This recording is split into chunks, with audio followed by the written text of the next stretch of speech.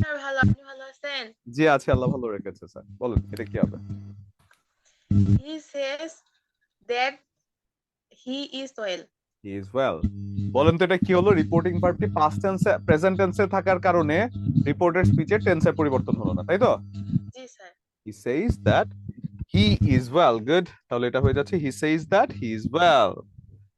এরপরে he said I have been working since sunrise. Taslima বলবেন এটা। তাসলিমা আছেন পরে। He said that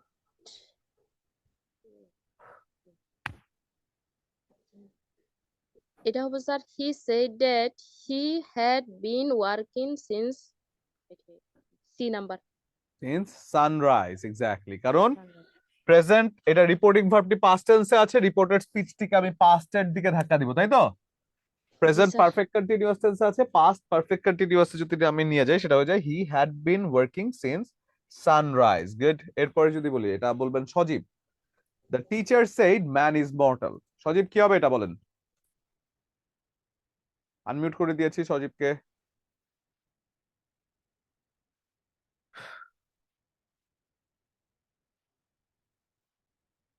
সজীব শুনতে পাচ্ছেন? আমি সজীবকে শুনতে পাচ্ছি না। এরপরে আছেন স্যার হচ্ছে, আমি দুঃখিত, অনেক শব্দ হবে স্যার, আমি লঞ্চের মধ্যে আছি। তার হ্যালো হ্যাঁ সজীব শুনতে পাচ্ছেন? হ্যালো জি হ্যাঁ স্যার। সজীব আমি স্যার শুনতে আমার পাচ্ছি। এখানে একটু নেটের সমস্যা। আচ্ছা, সজীবের এখানে মনে হয় নেটওয়ার্কের সমস্যা, আমি খুব একটা বেশি বুঝতে পারছি না আপনার কথা। তাহলে এরপরে আছেন হচ্ছে জাহারুল ইসলাম। স্যার আনমিউট করে দিয়েছে আপনাকে, রিকোয়েস্ট একসেপ্ট করে কথা বলতে হবে। বা এছাড়া যে কেউ এটার আনসার করতে পারেন। B number sir. B number, the teacher said that man was mortal, এটা হবে। জি স্যার।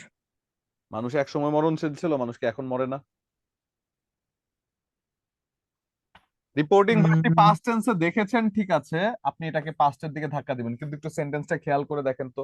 পাস্টের সাথে পাস্টের দিকে যদি ধাক্কা দেন তাহলে কি কথাটা একটা মানে একটা চিরন্তন সত্যকে মিথ্যা বানিয়ে ফেলে না? জি স্যার, এটা এ নাম্বার হবে স্যার, এটা তো পরিবর্তন হবে না। অর্থাৎ চিরন্তন সত্য, রিপোর্টিং ভার্বটি পাস্ট টেন্সে থাকার পরেও রিপোর্টেড স্পিচে যদি চিরন্তন সত্য বোঝানো হয় সেক্ষেত্রে তাদের টেন্সের কোনো পরিবর্তন হয় না। তাহলে এটা একটু লিখে ফেলি যে ডিরেক্ট ন্যারেশনে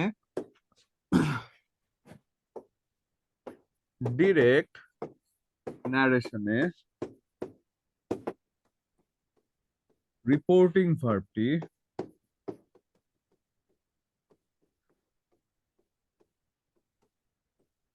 পাস্ট টেন্সে থাকলেও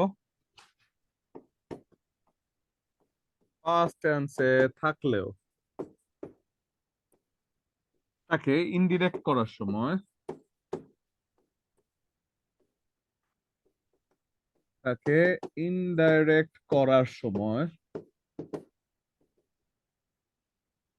রিপোর্টেড স্পিচের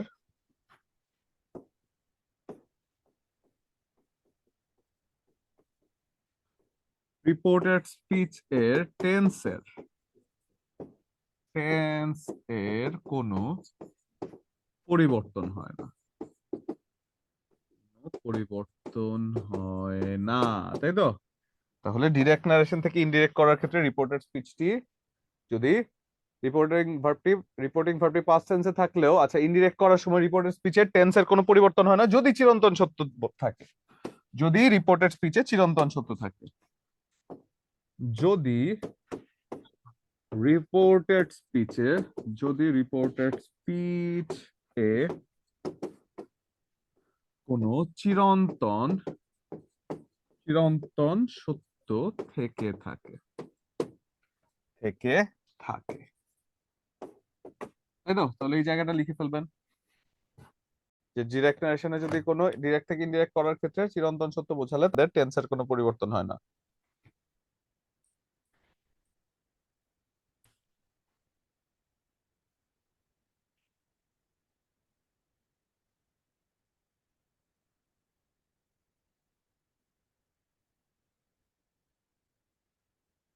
চিরন্তন সত্য থেকে থাকলে তাদের, আচ্ছা আজান হয়েছে, ওকে, তাহলে এতটুকু লিখে ফেলেন, এরপরে আমরা নামাজের বিরতিতে যাব। এতটুকু তো লিখেছেন?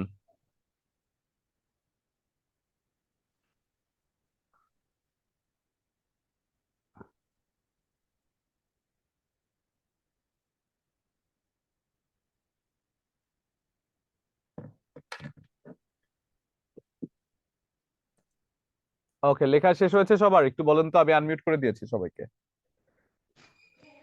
জি স্যার। ওকে, তাহলে আমরা এখন নামাজের একটা বিরতিতে যাই। এখন বাজে 6টা, ঠিক 6টা 20-এর মধ্যে জয়েন করবেন।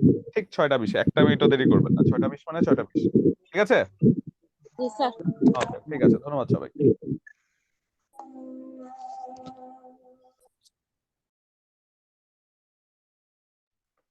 ওকে, তো আশা করছি সবাই চলে এসেছেন। আমাদের 6টা 20 বেজে গিয়েছে।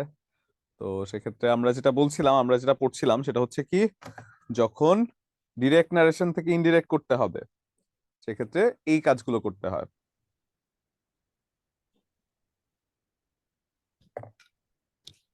তাহলে চিরন্তন সত্যের ক্ষেত্রে, চিরন্তন সত্য যদি কোনো একটা সেন্টেন্সে থাকে, তাহলে চিরন্তন সত্যের রিপোর্টিং ভার্বটি যদি আপনার বলা হয়, আপনি সবসময় ঠিক সময় আসেন, থ্যাংক ইউ সো মাচ। এই জন্যই তো আপনাদেরকে একেবারে ঠিক সময়টাই দেই, মানে যাতে থাকে না যে খুব বেশিও না খুব কমও না। 15 মিনিট বলে 25 মিনিট বা আধা ঘন্টা লাগানোর মানুষ আবার আমি না। তো সেজন্য যেই সময়টার মধ্যে আপনাদেরকে দেই, সেই সময়টার মধ্যে যেন আপনারা আসতে পারেন, সেই সময়টাই আপনাদেরকে দেয়া হয়। তো এই জন্যই আর কি মোটামুটি টাইমটা মেনটেন করা হয় আর কি। তাহলে যখন বলা হচ্ছে ডিরেক্ট নারেশনে রিপোর্টিং ভার্বটি প্রেজেন্ট টেন্সে অথবা ফিউচার টেন্সে থাকলে ইনডিরেক্ট নারেশনে স্পিচের টেন্স পরিবর্তন হয় না, এবং রিপোর্টিং ভার্বটি পাস্ট টেন্সে থাকা সত্ত্বেও ইনডিরেক্ট নারেশনে আপনি যদি দেখেন এখানে কোন একটা চিরন্তন সত্য আছে, চিরন্তন সত্য থাকলে তাহলে তাদের টেন্সের আর পরিবর্তন করার প্রয়োজন হয় না, যেটা আমরা দেখে ফেললাম। তাহলে এরপরের কোয়েশ্চেনটা যদি বলি, the teacher said man is mortal. এরপরের কোয়েশ্চেনটা, he said the earth moves around the sun. এটা কি হবে বলেন? এটাও স্যার পরিবর্তন হবে না, পরিবর্তন হবে না, কেন? কারণ চিরন্তন সত্য। চিরন্তন সত্য, এক্স্যাক্টলি। যখন বলা হচ্ছে যে দ্য আর্থ, হি সেড, সে বলেছিল যে পৃথিবীর চারদিকে মানে সূর্যের চারদিকে পৃথিবী ঘুরে, বা পৃথিবী সূর্যের চারদিকে ঘুরে, সেক্ষেত্রে যখন বলা হচ্ছে he said the earth moves round the sun, সে বলেছিল যে পৃথিবী সূর্যের চারদিকে ঘুরে, তাহলে সূর্যের চারদিকে কি সবসময় ঘুরে, নাকি আজকের জন্য একদিনের জন্য ঘুরে, নাকি আগে ঘুরতো? সারা জীবন সব সময় ঘুরে। সেক্ষেত্রে রিপোর্টিং ভার্বটি পাস্ট টেন্সে থাকলেও চিরন্তন সত্য থাকলে এটার টেন্সের পরিবর্তন হয় না। তাহলে এটা হয়ে যাচ্ছে কি, he said that the earth moves round the sun, এটাও হয়ে যাচ্ছে প্রেজেন্ট ইনডিফিনিট টেন্সে, কারণ চিরন্তন সত্য থাকলে তাদের টেন্সের পরিবর্তন হয় না। এবার এটা যদি বলি he said I can do it, কি হবে?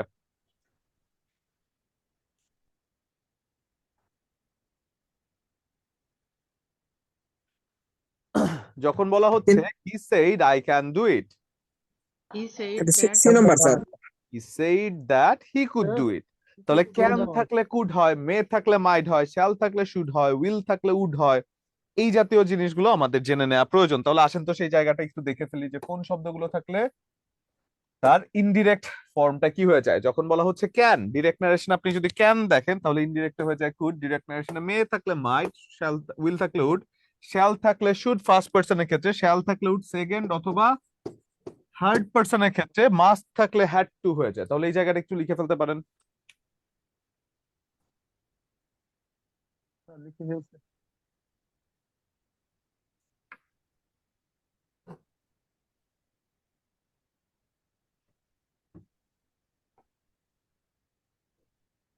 তাহলে এটা লিখে ফেলবেন, লেখা হলে ডান লিখবেন।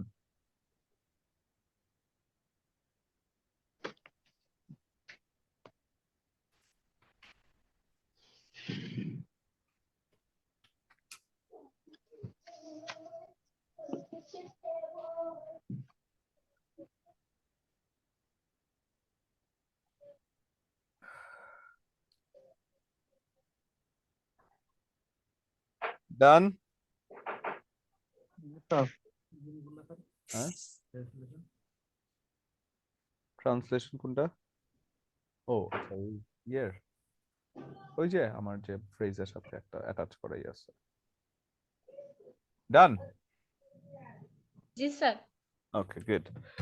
তাহলে আমরা যদি বলি যে ডিরেক্ট নারেশনে যখন আপনার বলা হচ্ছে যে the he said I can do it, তাহলে হি কুড ডু ইট হয়ে যায়, ক্যান থাকলে কুড হয়ে যায়। এবং এটা এমনিতে আপনি জানেন যে যখন একটা সেন্টেন্স ফিউচার পাস্টে থাকে রিপোর্টিং ভার্বটি, তাহলে ক্যান এর ফিউচার ইন পাস্ট ফর্ম কি কুড, তাহলে ক্যান থাকলে কুড হয়ে যায়। এবার আসেন তো, he said do you like music, interrogative sentence, অর্থাৎ সেন্টেন্স ভেদে যখন আমি এটার পরিবর্তন করি, ডিরেক্ট নারেশন থেকে ইনডিরেক্ট যখন আমি সেন্টেন্স ভেদে করি। সেক্ষেত্রে যখন আপনি দেখছেন হি said I if I like music নাকি বা হি সেইড কি, এখানে কি হবে?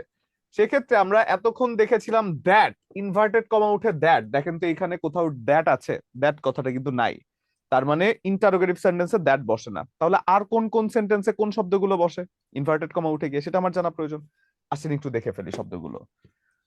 তাহলে যখন বলা হচ্ছে যে অ্যাসার্টিভ সেন্টেন্সে থাকবে দ্যাট, ইন্টারোগেটিভ সেন্টেন্সে থাকবে ইফ অথবা ওয়েদার, ইম্পারেটিভ সেন্টেন্সে ইনভার্টেড কমা উঠে গিয়ে থাকবে টু, অপটেটিভ সেন্টেন্সে থাকবে দ্যাট এবং এক্সক্লামেটরি সেন্টেন্সেও থাকবে দ্যাট। এগুলো হচ্ছে সেন্টেন্স ভেদে যে শব্দগুলো ব্যবহৃত হয় সেই শব্দগুলো, ঠিক আছে? এটা হচ্ছে সেন্টেন্স ভেদে যেই শব্দটা যেই টেন্সের সাথে ব্যবহৃত হয়। তাহলে এটা একটু লিখে ফেলবেন যে সেন্টেন্স ভেদে অ্যাসার্টিভ সেন্টেন্সে দ্যাট থাকে, ইন্টারোগেটিভ সেন্টেন্সে ইফ অথবা ওয়েদার বসে, ইম্পারেটিভ সেন্টেন্সে কি বসে? টু বসে, অপটেটিভে দ্যাট এবং এক্সক্লামেটরি সেন্টেন্সেও দ্যাট বসে। ঠিক আছে, লেখা হলে ডান লিখবেন।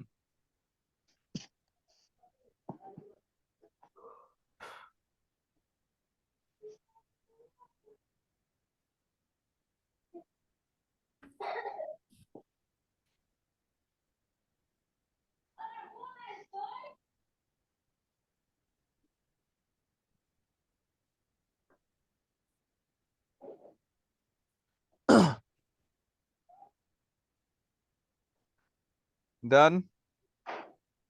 Done, sir. ওকে, গুড। তারপরে যদি আমরা বলি সেটা হচ্ছে কি, সেন্টেন্স ভেদে আমরা যদি একটু খেয়াল করে দেখি যে ইন্টারোগেটিভ সেন্টেন্সে ইফ অথবা ওয়েদার, অপটেটিভ সেন্টেন্সে টু, এবং তাদের এক্সাম্পল যদি দেখি, অ্যাসার্টিভ সেন্টেন্সে তো দ্যাট থাকে, the teacher said man is mortal. Assertive সেন্টেন্সটা কি? সাধারণত অ্যাসার্টিভ সেন্টেন্স হচ্ছে যে সেন্টেন্স গুলো দ্বারা কোনো একটা সাধারণ আদেশ নিষেধ, মানে আদেশ নিষেধ না, আপনার যে কোনো একটা মনের অনুভূতি যখন বোঝান সেটাই তো অ্যাসার্টিভ সেন্টেন্স হয়। তাহলে অ্যাসার্টিভ সেন্টেন্সে দ্য ম্যান ইজ মর্টাল, সেক্ষেত্রে এটা অবশ্যই হয়ে যায় that man is mortal, the teacher said that man is mortal. অর্থাৎ অ্যাসার্টিভ সেন্টেন্স যখন আপনি বলছেন সেটা হচ্ছে কি কোন একটা বিবৃতি সূচক বাক্য এবং তাদের ইনভার্টেড কমা উঠে সে জায়গার মধ্যে একটা দ্যাট বসে, আমরা দেখে ফেললাম। এরপরে যদি বলি ইন্টারোগেটিভ সেন্টেন্সে, ইন্টারোগেটিভ সেন্টেন্সে ইফ অথবা ওয়েদার বসে, যেটা আমি বললাম একটু আগে। তাহলে ইন্টারোগেটিভ সেন্টেন্সে প্রথমে দেখেন তো, he said to me can you help me, interrogative sentence আছে, can you help me, interrogative সেন্টেন্সে প্রশ্নবোধক আছে। এরপরে যখন আমি এটাকে ইন্টারোগেটিভ থেকে ইনডিরেক্ট করলাম, মানে ইন্টারোগেটিভ সেন্টেন্সকে যখন আমি ইনডিরেক্ট করলাম, দেখেন তো সেটা কি হলো, হি asked me if I could help হিম। তাহলে সেন্টেন্সটা কি ইনডিরেক্টটা, মানে ইনডিরেক্টটা কি ইন্টারোগেটিভ ফরম্যাটে আছে? একটু দেখেন তো খেয়াল করে। না স্যার, অ্যাসার্টিভ হয়ে গেছে। অ্যাসার্টিভ হয়ে গিয়েছে। তার মানে কি ইন্টারোগেটিভ সেন্টেন্সকে যখন আপনি কোন একটা অ্যাসার্টিভ, মানে ইন্টারোগেটিভ সেন্টেন্সে যখন ইনডিরেক্ট করছেন সেটা অ্যাসার্টিভ সেন্টেন্সে পরিণত হয়ে যায়। তাহলে ইন্টারোগেটিভ সেন্টেন্সকে আমি যদি ইনডাইরেক্ট করতে যাই সেটা অ্যাসার্টিভ সেন্টেন্সে পরিণত হয়ে যায়। এবং অ্যাসার্টিভ সেন্টেন্সে আমরা কি জানি, আগে সাবজেক্ট পরে ভার্ব বসে, এবং ইন্টারোগেটিভ সেন্টেন্সে আগে ভার্ব পরে সাবজেক্ট বসে। আপনাদের ট্রান্সফরমেশন পড়িয়েছি না? জি স্যার। হ্যাঁ, তাহলে তো জানেনই আপনারা। তাহলে আমরা যদি বলি ইন্টারোগেটিভ সেন্টেন্সকে ইনডাইরেক্ট করার সময় সেই সেন্টেন্সটি অ্যাসার্টিভ হয়ে যায়, এটা গেল একটা জায়গা। এবং আরো একটা জায়গা আছে যে যেখানে বলা হচ্ছে he said to me how long will you stay here. তাহলে এটাকে যখন আপনি ইনডাইরেক্ট করছেন, আপনি দেখছেন যে বলা হচ্ছে he asked me how long I would stay here. এখানে দেখেন তো ইফ অথবা ওয়েদার কোথায় গেল? ডাব্লিউএইচ ওয়ার্ড ওয়েদার কোশ্চেন থাকার নাই, কারণে না।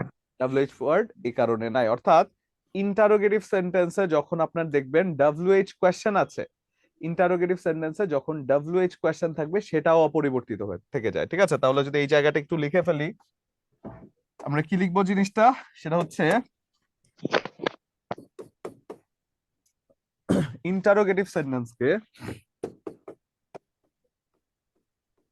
ইন্টারোগেটিভ সেন্টেন্সকে ইনডাইরেক্ট করার সময় সেন্টেন্সটিকে অ্যাসার্টিভ সেন্টেন্স এ পরিণত করতে হয়। করতে হয়। এবং ইন্টারোগেটিভ সেন্টেন্সের WH কোয়েশ্চেন গুলো, এবং আরো একটা জায়গায় যদি বলি সেটা হচ্ছে কি, ইন্টারোগেটিভ সেন্টেন্সের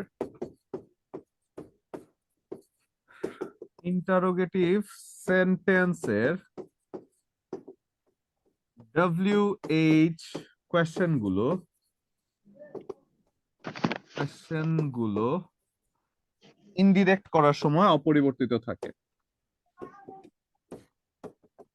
ইনডিরেক্ট করার সময়ও অপরিবর্তিত থাকে। অর্থাৎ এই সকল ক্ষেত্রে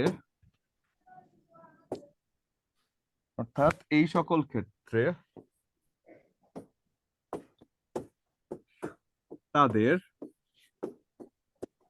টেন্স, তাদের WH এর পরিবর্তে ইফ অথবা ওয়েদার বসে না। ঠিক আছে, WH এর পরিবর্তে ইফ অথবা ওয়েদার বসে না, তাই তো? তাহলে বসে না কারণটা কি? কারণ WH কোয়েশ্চেনটাকে আপনি ইন্টারোগেটিভ সেন্টেন্সে পরিবর্তন করার প্রয়োজন হয় না। ঠিক আছে, হ্যাঁ, সেইড এর পরিবর্তে আস্কড হয়। সেইড মানে কি? প্রশ্ন করা। আস্কড মানে কি? প্রশ্ন করা। তাহলে সেইড দ্বারাও যেহেতু প্রশ্ন বোঝায়, আস্কড দ্বারাও যেহেতু প্রশ্ন বোঝায়, আপনি সেইড এর পরিবর্তে আস্কড বসাতেই পারেন, তাই তো? তাহলে যখন বলা হচ্ছে ইন্টারোগেটিভ সেন্টেন্সে WH কোয়েশ্চেন থাকলে সেটাকে ইনডিরেক্ট করার সময় তাদের কোনো পরিবর্তন, মানে WH কোয়েশ্চেনের পরিবর্তে ইফ অথবা ওয়েদার বসে না। তাহলে এটা লিখে ফেলেন, লিখে হলে ডান লিখবেন। Okay, good. তারপরে যদি বলি, যখন বলা হচ্ছে he said to me can you help me, he asked me if I could help him, এবং he said to me how long will you stay here, he asked me how long I would stay here. তাহলে example দুটো একটু লিখে ফেলবেন, আরো বড় করেন।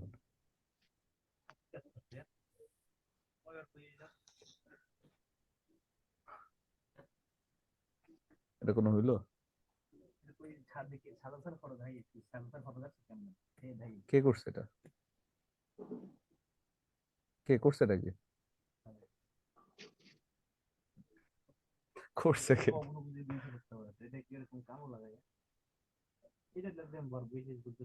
হ্যাঁ।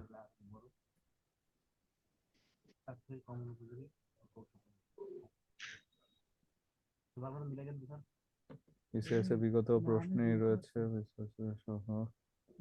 এই কি? এই দাঁড়ান তো।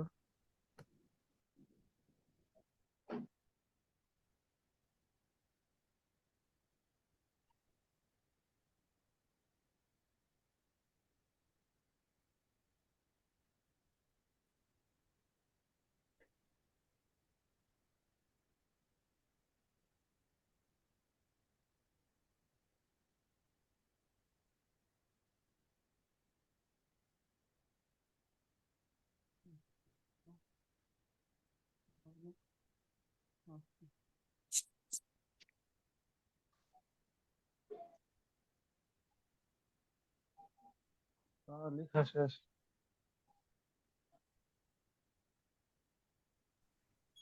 ওকে, ডান। তাহলে এরপরে যদি বলি আমরা ইম্পারেটিভ সেন্টেন্স মানে কি? ইম্পারেটিভ সেন্টেন্স হচ্ছে কোন একটা আদেশ, কোন একটা নিষেধ, কোন একটা উপদেশ, কোন একটা অনুরোধ, এই জাতীয় শব্দগুলো যখন একটা সেন্টেন্স আপনি দেখতে পান। তাহলে ইম্পারেটিভ সেন্টেন্সে যখন কোন একটা আদেশ, নিষেধ, উপদেশ, অনুরোধ, এই জাতীয় শব্দগুলো যখন আপনি দেখতে পাচ্ছেন একটা সেন্টেন্সে, সেই জায়গায় কমান্ড, রিকোয়েস্ট, অ্যাডভাইস, এই জাতীয় শব্দগুলো থাকতে পারে। ফর এক্সাম্পল, আপনি যদি বলেন যে সে, অর্ডার, কমান্ড, রিকোয়েস্ট, অ্যাডভাইস, যখন আপনি বলছেন I said do it, I order to do it, আমি বলছি এই কাজটি করার জন্য, সেক্ষেত্রে বলা হচ্ছে যে আই সেইড বা I order to do it. এই সেইডটা অর্ডার্ড হয়ে যায়, কারণ কি? কারণ যে কোনো একটা অর্ডারের কথা বলা হচ্ছে। এবং ইম্পারেটিভ সেন্টেন্সের টেকনিকটা আমরা কি জানি, যে imperative sentence will always start with a verb, তাই না? ইম্পারেটিভ সেন্টেন্স সবসময় কি দ্বারা শুরু হয়? ভার্ব দ্বারাই তো। তাহলে যখন আপনি বলছেন I order to do it, যে কোনো একটা অর্ডারই তো করছেন আপনি ইম্পারেটিভ সেন্টেন্স কে দ্বারা। যখন আপনি ডু ইট কথাটা বলছেন, এটা একটা নিঃসন্দেহে ভার্ব ছিল। তাহলে যদি আমরা বলি ইম্পারেটিভ সেন্টেন্স সবসময় ভার্ব দ্বারা শুরু হয়, ইম্পারেটিভ সেন্টেন্স সবসময় ভার্ব দ্বারা শুরু হয়, তাই তো? ইম্পারেটিভ সেন্টেন্স সবসময় ভার্ব দ্বারা শুরু হয়, এবং যখন দেখছেন যে ইম্পারেটিভ সেন্টেন্স অর্থাৎ ভার্ব দ্বারা যখন শুরু হয়েছে সেই জায়গায় আপনি কমান্ড, রিকোয়েস্ট, অ্যাডভাইস মানে সেন্টেন্স অনুযায়ী আপনি এগুলো ব্যবহার করতে পারেন। For example, I said to do it, I order to do it, the man told the officer please help me, the man requested. এই যে প্লিজ যখন কথাটা, এই প্লিজটা কি রিকোয়েস্ট করা না? তাহলে এই প্লিজটা তো রিকোয়েস্ট করেছে, তাহলে the man requested the officer to help him, এটা হয়ে যায় অ্যাপ্রোপ্রিয়েট অ্যান্সার। ঠিক আছে, তাহলে এটা লিখে ফেলবেন, লিখে হলে ডান লিখবেন। স্যার আমার একটা প্রশ্ন ছিল। জি শিওর, বলেন। স্যার আগের দুটো সেন্টেন্সে অ্যাসারেটিভ এন্ড ইন্টারোগেটিভ, হুম, এই দুটো সেন্টেন্সে আমি অনেক সময় সেন্টেন্সের অর্থ বুঝতে পারি না, মানে দেখা যাচ্ছে ওয়ার্ড পরিচিত না থাকার কারণে। আচ্ছা।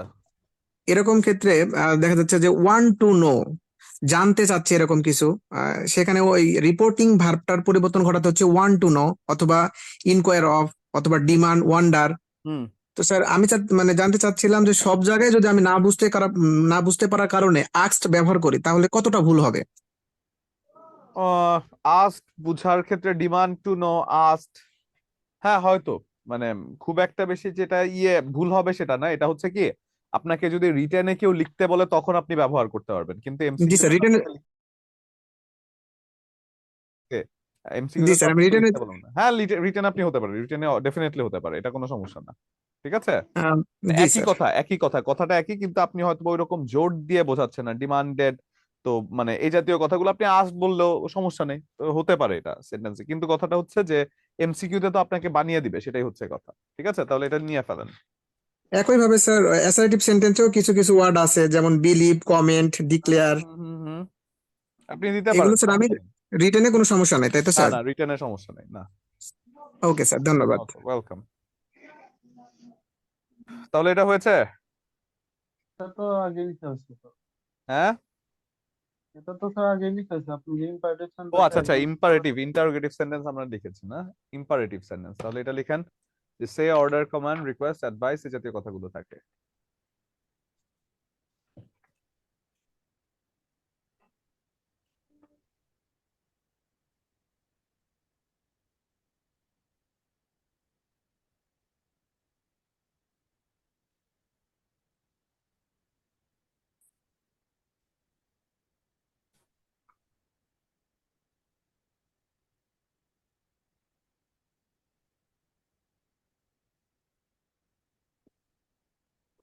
ডান, জি স্যার। গুড। তারপরে যদি আমরা বলি সেটা হচ্ছে কি লেট। এই লেটের ব্যবহার সংক্রান্ত একটা ঝামেলা আছে ইম্পারেটিভ সেন্টেন্সের মধ্যে। ইম্পারেটিভ সেন্টেন্সে লেট দ্বারা যদি কোনো একটা সেন্টেন্স শুরু হয়, সেক্ষেত্রে যদি কোনো একটা প্রস্তাব বোঝায়, সেক্ষেত্রে প্রপোজড কথাটা বসতে পারে, কোন একটা প্রস্তাব বোঝালে। আবার লেট দ্বারা প্রস্তাব না বুঝিয়ে মাঝে মধ্যে কোন একটা কাজ করার অধিকারকেও বোঝানো যেতে পারে, কোন একটা প্রস্তাবও বোঝানো যেতে পারে লেট দ্বারা, আবার কোন একটা কাজ করার অধিকারও বোঝানো যেতে পারে। ফর এক্সাম্পল, যখন বলা হচ্ছে লেট দ্বারা ইম্পারেটিভ সেন্টেন্স শুরু হলে তা দ্বারা প্রস্তাব বোঝালে তার পরিবর্তে প্রপোজ অথবা সাজেস্ট কথাটি বসবে, এবং লেট উঠে গিয়ে সাবজেক্টের পরে শুড বসতে পারে। ফর এক্সাম্পল, আপনি যখন বলছেন লেট দ্বারা ইম্পারেটিভ সেন্টেন্স যখন প্রস্তাব বোঝাচ্ছে, Rana shed to me let us go home. এই যে রানা সেড টু মি বলছে লেট আস গো হোম, অর্থাৎ চলো আমরা বাড়িতে যাই। তো এখন চলো আমরা বাড়িতে যাই, এটা তো একটা প্রস্তাব করছে, রানা সেইড টু মি, আমাকে প্রস্তাবিত দিয়েছে। তাহলে এই সেইডের পরিবর্তে লেটাস মানে কি, চলো আমরা দুইজনে এই কাজটা করি, এই সেইডের পরিবর্তে আপনি প্রপোজড কথাটা বসাতেই পারেন, কারণ দুইজন মিলে একটা কাজ করার কথা বলা হচ্ছে। তাহলে রানা প্রপোজ টু মি। এবং প্রস্তাবের ক্ষেত্রে যখন একটা প্রস্তাব করবেন তখন কিন্তু খুব ম্যানার নিয়ে আপনি কথা বলেন না, যে চলো এটা করা উচিত, চলো এটা করা যায়, যে এই কাজটা আমরা করতে পারি। সেক্ষেত্রে প্রপোজড এর পরে আপনি নিঃসন্দেহে একটা শুড বসাতে পারেন, Rana propose to me that we should go home, অর্থাৎ আমাদের বাসায় যাওয়া উচিত। সেক্ষেত্রে প্রস্তাবের পরে আপনি কোন একটা প্রস্তাব যদি বোঝায়, সেক্ষেত্রে এরপরে ম্যানারিজম বোঝানোর ক্ষেত্রে একটা মডাল অক্সিলারি ভার্ব আপনি বসিয়েই দিতে পারেন, যে we should go home, we could do that, we could do this. এটা হচ্ছে একটা ভালোবাসা শুরু হওয়ার পূর্বের পর্যায়ে, যখন আপনি কাউকে প্রস্তাব দিচ্ছেন, তখন আপনার মতো ভালো মানুষ দুনিয়াতে দুইটা নাই। দেখেন কত সুন্দর করে ম্যানারের সাহায্যে বলছে যে উই শুড গো হোম বা উই শুড ডু দ্যাট, এই কথাটা। তাহলে এটা লিখে নেন। তারপরে বলছি যে ভালোবাসা হয়ে গেলে তার পরবর্তী ধাপে কি করেন সেটাও আছে, সেটা হচ্ছে এর পরের অংশটা। তাহলে প্রস্তাব বোঝাতে শুড অথবা মাইট কথাগুলো বসতে পারে।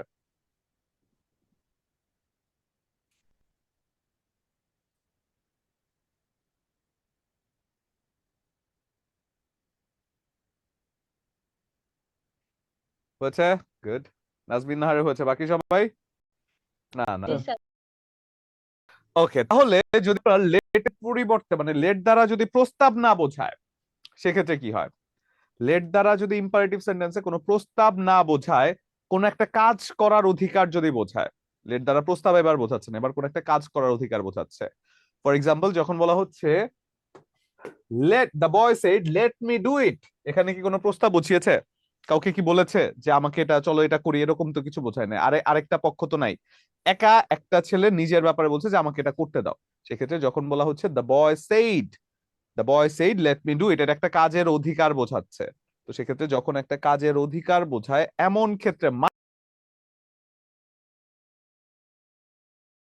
মাইট অথবা মাইট বি অ্যালাউড টু এই কথাগুলো বসতে পারে। অর্থাৎ যখন পটে গিয়েছে এর পরবর্তী অবস্থায় হয়েছে যে আপনার আসল রূপে, এরপরে মারামারি শুরু। মাইট মাইট কি মারামারির সাথে আপনি যদি মাইটের মানে উচ্চারণগত মিল থাকে, তো সেক্ষেত্রে মাইটের সাথে মারামারি। আপনি যখন একটা জিনিস প্রস্তাব দেয়া কমপ্লিট, সে আপনার প্রস্তাবে সম্মত হয়েছে, এরপরে আপনার আসল রূপে আপনি বলছেন কি হি মাইট ডু ইট, অর্থাৎ আমাকে অধিকারটা আমি তাই করছি। তাহলে যখন লেট দ্বারা প্রস্তাব না বোঝায় সেক্ষেত্রে লেটের পরিবর্তে মাইট অথবা মাইট বি অ্যালাউড টু কথাগুলো বসতে পারে। তাহলে এটা লিখে ফেলবেন।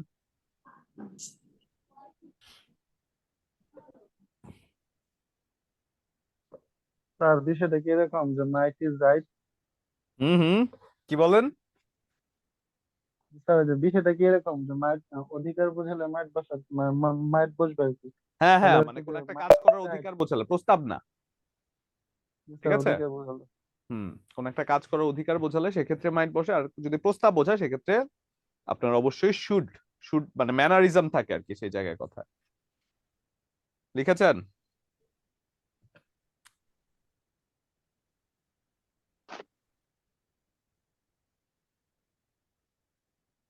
স্যার এখানে টেন্সের পরিবর্তন হবে না স্যার। হয়েছে তো অলরেডি, দেখেন সেইড মে থাকলে কি হয় পাস্ট টেন্সে? Said Might. মে থাকলে কি হয়? মাইট। মে থেকে মাইট হয় না, তো লেট মি ডু ইট এখানে তো আর মে হয় নাই, মাইট হয়ে গিয়েছে, তাই না? মাইট তো পাস্ট টেন্সে না। জি স্যার। ওকে, স্যার তাহলে আমরা আমরা সব জায়গায় মাইট বসাবো, তাহলে তার ভাবতে হবে না। না, সব জায়গায় মাইট বসাবেন কেন? প্রস্তাব বোঝালে মাইট কেন বসাবেন? দুইয়ের মধ্যে শুড যদি অথবা প্রস্তাব থাকে। শুড অথবা মাইট আপনি স্যার বললেন না, ওই জন্য বলছিলাম। না না, মাইট অথবা মাইট বি অ্যালাউড টু, মাইট অথবা মাইট বি অ্যালাউড টু, এটা হচ্ছে শুড। শুড অথবা মানে কি বলে যে এর আগেরটা যেটা, সেটা বলতে প্রস্তাবের ক্ষেত্রে শুধু সাজেস্টেড অথবা কোনো একটা কিছু যখন আপনি প্রস্তাব বোঝাচ্ছেন সেক্ষেত্রে পরবর্তী অংশে শুড বসাবেন, সাজেস্টেড বা প্রপোজ এর পরে পরবর্তী অংশে শুড। কিন্তু যখন আপনি প্রস্তাব না বুঝে কোনো একটা অধিকার বোঝাচ্ছেন সেক্ষেত্রে মাইট অথবা মাইট বি অ্যালাউড টু কথাটা বসে। আমি হয়তোবা স্লিপ অফ টাং করেছিলাম, আমি হয়তোবা ভুলে সেটা বলেছিলাম, এটা না। মাইট অথবা might be allowed to, should অথবা মাইট না। মাইট অথবা মাইট বি অ্যালাউড টু এই জাতীয় কথাগুলো বসে। ঠিক আছে? Okay sir. ওয়েলকাম। ডান।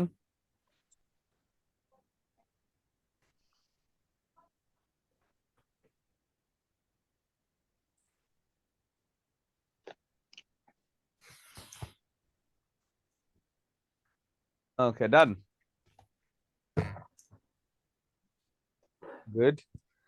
তারপরে যদি আমরা যাই সেটা হচ্ছে কি অপটেটিভ সেন্টেন্স। অপটেটিভ সেন্টেন্সে উইশ অথবা প্রে বসতে পারে। Raju said good morning my friends, Raju তার বন্ধুদেরকে গুড মর্নিং জানিয়েছে বা শুভ সকাল জানিয়েছে। সেক্ষেত্রে Raju wished his friends good morning, wish করেছে। Raju said friends good bye, Raju bade his friends good bye. তাহলে অপটেটিভ সেন্টেন্স, অপটেটিভ সেন্টেন্স মানে কি কোন একটা প্রার্থনা সূচক বাক্যে আপনি উইশ অথবা প্রে কথাগুলো বসাতে পারেন। তাহলে Raju said good morning his friends বা গুড মর্নিং মাই ফ্রেন্ডস, সেক্ষেত্রে রাজু উইশড, উইশড বসে যায়, এবং এখানে সেইড ছিল তাই উইশড হয়েছে, এবং এরপরে তো হিজ ফ্রেন্ডস গুড মর্নিং। তো সেক্ষেত্রে এটা একটু লিখে ফেলবেন।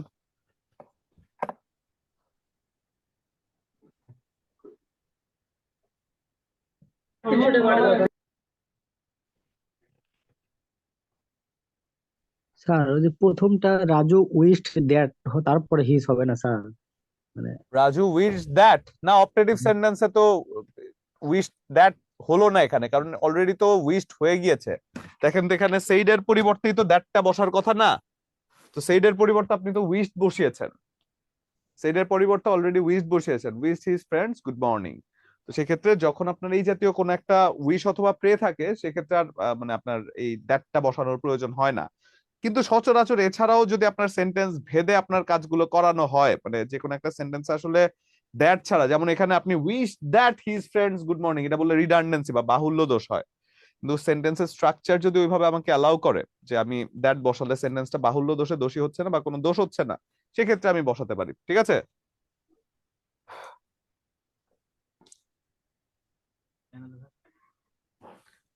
কিন্তু কালো দিছে কেন?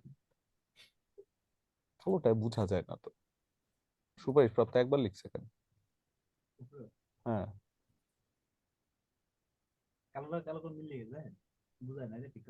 কালোটা এটা বোঝা যায় না তো, কিছুই তো বোঝা যায় না। হ্যাঁ, এটা কি মানে পরে এখন কি করতেছে? স্যার জি স্যার বলেন।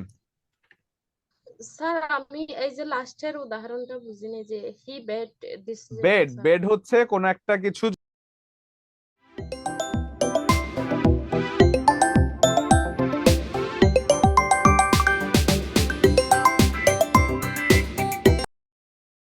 ভাষণ জানানো হয়, বিদায়। বেড হচ্ছে গুড বাই যখন বলছেন না ওকে বিদায় জানান, এমন ক্ষেত্রে বেড বসে, এটার অর্থ কি বিদায় জানানো। ঠিক আছে?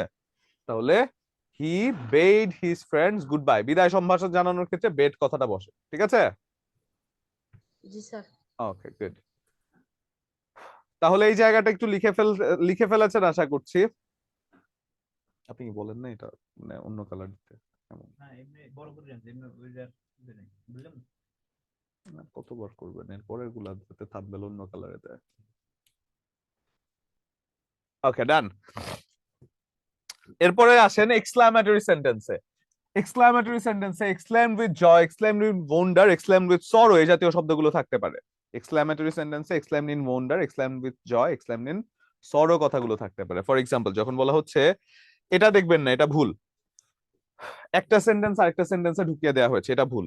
যখন বলা হচ্ছে he said hurrah we have won the game, এটাকে বলা হচ্ছে he exclaimed with joy that they had won the game. দেখেন তো সেইড থাকলে এরপরে এক্সক্লেমড ইন উইথ জয়, যখন হুররা বলছে এক্সক্লেমেটরি সেন্টেন্স বলছে তখন এটা exclaimed with joy, exclaimed with sorrow, exclaimed with wonder. Hurrah তো নিশ্চয়ই আনন্দের সাথে বলেছে, তাহলে এরপরে exclaimed with joy that they had won the game, have থাকে হ্যাড হয়েছে কারণ এটা পাস্ট টেন্সে ছিল। এই হচ্ছে কাজ। ঠিক আছে?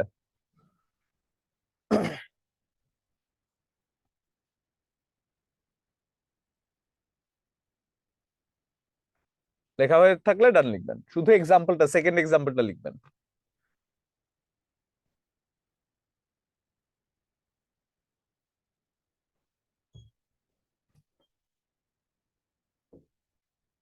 ডান? হ্যাঁ, কিছু না। ডান?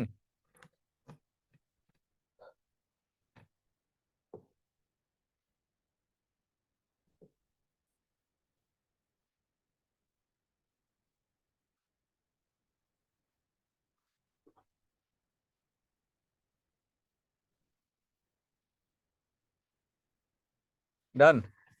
ওকে, এবার আসেন আমরা কোয়েশ্চেন প্র্যাকটিসে যাই। এবার আমরা সবগুলো পারবো। যখন বলা হচ্ছে উপরেরটা, এরপরে যদি যাই সেটা হচ্ছে কি he said he could do it. এবার আসেন, এবার সহজ হবে। He said to me do you like music, কি হবে? কি হবে বলেন? আজম হোসাইন। আজম হোসাইন আনমিউট করে দিয়েছে আপনাকে। জি স্যার, আসসালামু আলাইকুম। ওয়ালাইকুম আসসালাম স্যার, ভালো আছেন? জি স্যার, ভালো আছি, আপনি কেমন? জি আল্লাহ ভালো রেখেছে। বলেন কোনটা হবে এখানে? Sir, he asked me, do I like music? Do I like music?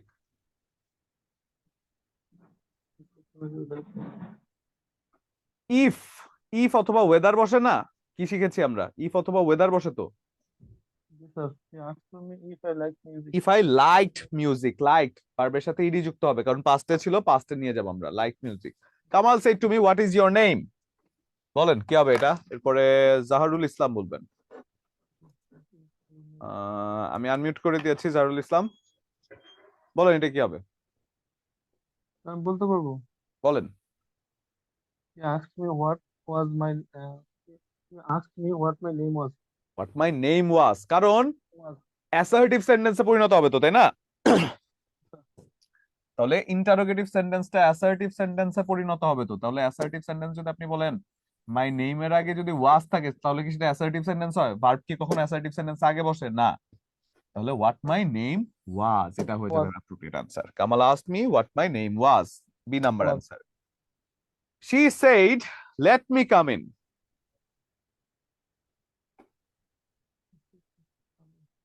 কি হবে এটা বলেন তো? পারুল পারভিন আছেন, পারুল পারভিন, পারুল বলবেন এটা কি হবে? She requested that she might come in. She might come in, অর্থাৎ লেট মি কাম ইন যখন বলছে অধিকার বোঝাচ্ছে, মাইট কাম ইন।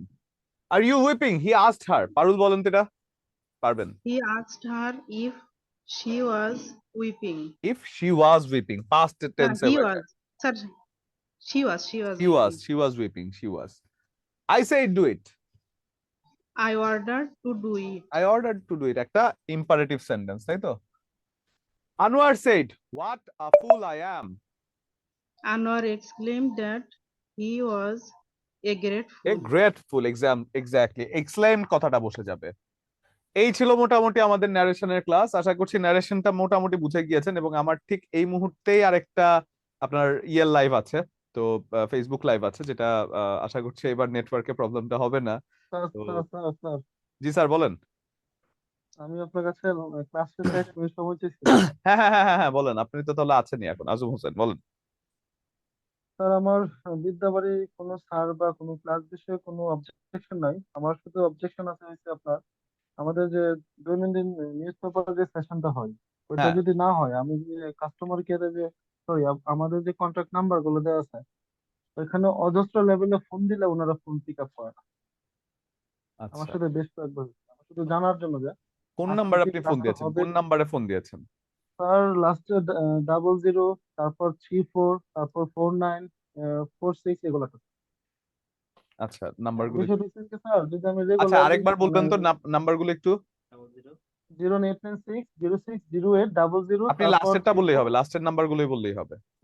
00 34 00 46 49 0034 46 49।